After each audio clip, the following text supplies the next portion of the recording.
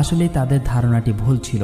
গুহাটির ভিতরেই আমাদের প্রিয় নবী হযরত মুহাম্মদ সাল্লাল্লাহু আলাইহি ওয়াসাল্লাম এবং তার সাহাবীরা ছিল। আল্লাহর হুকুমে মাকড়সার জাল বাঁধার কারণে কাফেররা বিভ্রান্ত হয়ে চলে যায়। ফলে আমাদের প্রিয় নবী হযরত মুহাম্মদ সাল্লাল্লাহু আলাইহি ওয়াসাল্লাম এবং তার সাহাবীরা সেবারের মতো বেঁচে যায়। এদিকে মক্কার লোকেরা অপেক্ষা করতে থাকে কখন মুহাম্মদ সাল্লাল্লাহু আলাইহি ওয়াসাল্লাম তাদের কাছে এসে পৌঁছাবে। অপেক্ষা করতে করতে একসময় মদিনার মরুভূমিতে দেখা যায় মুহাম্মদ সাল্লাল্লাহু আলাইহি ওয়াসাল্লাম তাদের দিকে ফিরে আসছে, যা দেখে তারা খুবই আনন্দিত হয়ে যায়। তারা সকলেই মুহাম্মদ সাল্লাল্লাহু আলাইহি ওয়াসাল্লামকে অতি যত্ন আদরের সাথে গ্রহণ করে নেয়। এরপর আল্লাহ তাআলার হুকুমে একটি উটের মাধ্যমে একটি জায়গা নির্বাচন করে সেখানে একটি মসজিদ নির্মাণ করা হয়। মদিনার সকল ধনী গরিব একসাথে ওই মসজিদের কাজ সম্পন্ন করে।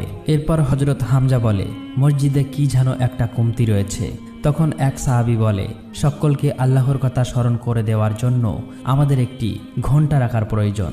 হযরত হামজা তখন বলে, না, ঘণ্টা তো খ্রিস্টানরা ব্যবহার করে। তখন এক সাহাবী বলে, তাহলে আমরা কেন বাদ্যযন্ত্র ছাড়া নিজেরাই মানুষকে আল্লাহর পথে ডাকছি না? হযরত মুহাম্মদ সাল্লাল্লাহু আলাইহি ওয়াসাল্লাম তখন বেলালের দিকে আঙুল দিয়ে ইশারা করে বলে, হে বেলাল, তুমি আজান দাও। হযরত মুহাম্মদ সাল্লাল্লাহু আলাইহি ওয়াসাল্লামের আদেশে বেলাল প্রথমবারের মতো মদিনায় আজান দেয়।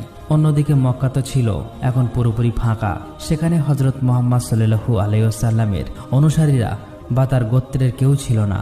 আবু সুফিয়ান এই সুযোগে মক্কা ছেড়ে চলে যাওয়ার সকল মানুষের ঘরবাড়ি, দোকানপাট এবং তাদের সকল পণ্য সামগ্রী দখল করে নেয়। আবু সুফিয়ানের লোক তখন মদিনায় সাহাবীদের উস্কে দেওয়ার জন্য খবর নিয়ে আসে যে মক্কায় তোমাদের সকল সম্পদ লুট হয়ে গিয়েছে, তোমাদের তো এখন যুদ্ধ করা উচিত। হযরত হামজা বলে, মুহাম্মদ সাল্লাল্লাহু আলাইহি ওয়াসাল্লাম এখন শান্তি চাচ্ছেন, তাই আমরা এখন যুদ্ধ করতে পারবো না।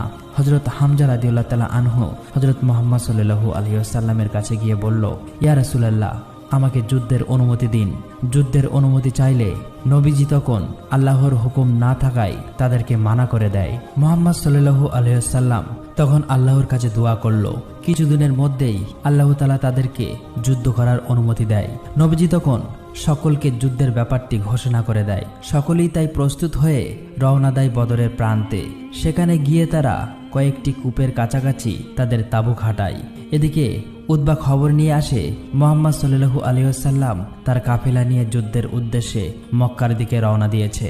এবার মক্কা থেকে সকল কাফেররা যুদ্ধের জন্য বদরের দিকে রওনা হলেন। আবু সুফিয়ান তাদের সাথে না গিয়ে সে মক্কা থেকে লুট করা সম্পদ নিয়ে বাণিজ্য করতে বেরিয়ে পড়ে অন্য দেশের দিকে। কাফেররা যুদ্ধের জন্য আবু সুফিয়ান